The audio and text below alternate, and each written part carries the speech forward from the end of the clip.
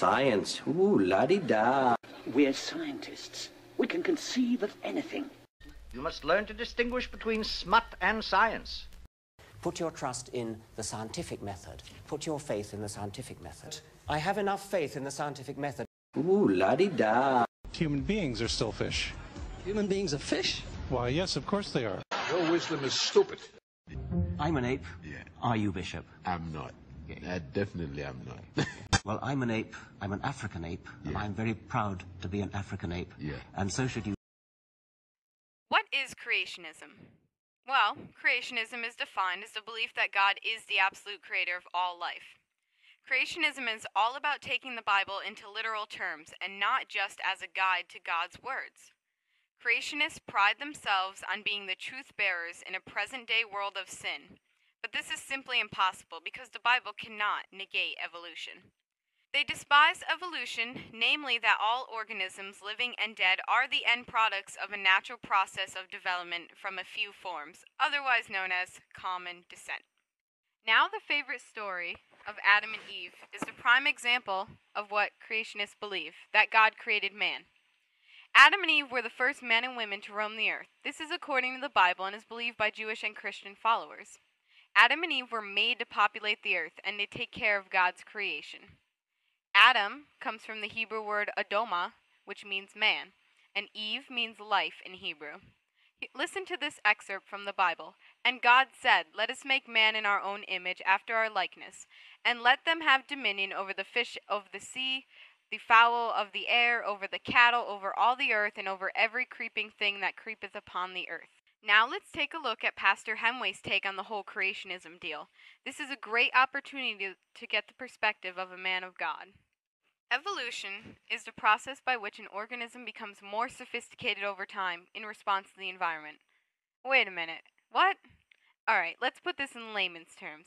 Evolution is more easily described as how we came to walk on two legs and why many animals have gone extinct. There are three pillars to evolution. Natural selection, which allows organisms to survive and adjust to the new normal life as time goes on. Microevolution, which states the original parents of a breed possess all the potential traits expressed in their various offspring. And finally, macroevolution, which explains why we have billions of types of species today. It is the transition of one type of plant or animal to another. Darwinism is a theory created by the scientist and philosopher Charles Darwin.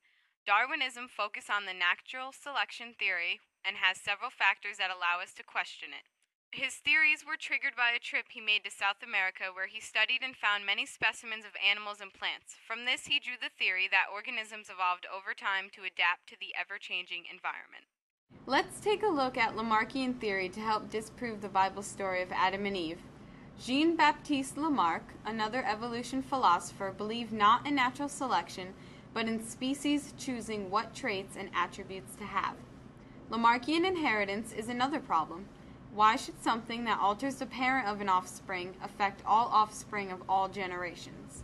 While Darwinism states and is proven to be survival of the fittest, Lamarck claims that you make yourself fit. So amidst this chaos, what should we believe? The Bible states that Adam lost a rib to Eve. Therefore, all men have one less rib than women. This, however, is not the case. Males and females all have the same amount of ribs, 24 to be exact. If bones are not a sexually linked trait, like facial hair, then how can we possibly expect that only the male offspring of Adam would be missing a rib and not the females?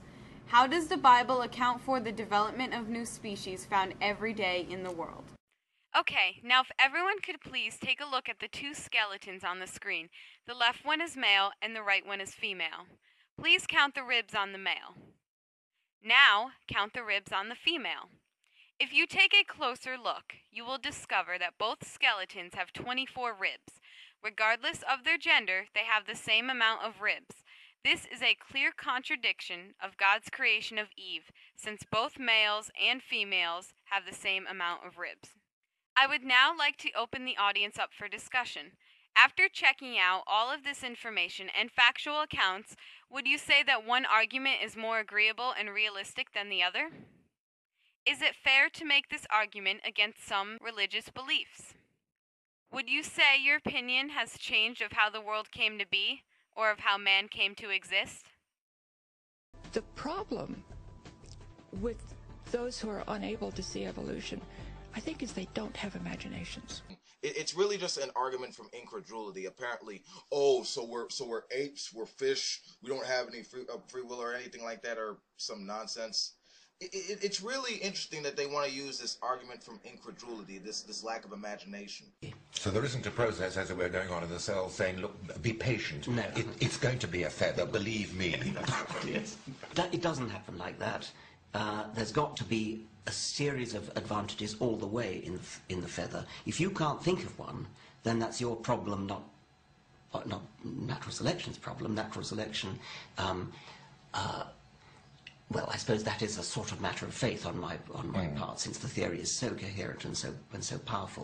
Because you're a biblically illiterate buffoon who has never listened to a single Christian sermon on the issue, talked with a single Christian theologian about the subject, read a single one of the countless words that Christians have written on this topic, and your only familiarity with the matter is what you've learned from the website of another hopelessly ignorant unbeliever who is convinced that after a 20-second glance at 4 context-free passages, he is already a greater biblical scholar than every Christian in the last 2,000 years, including the very men who wrote the Bible.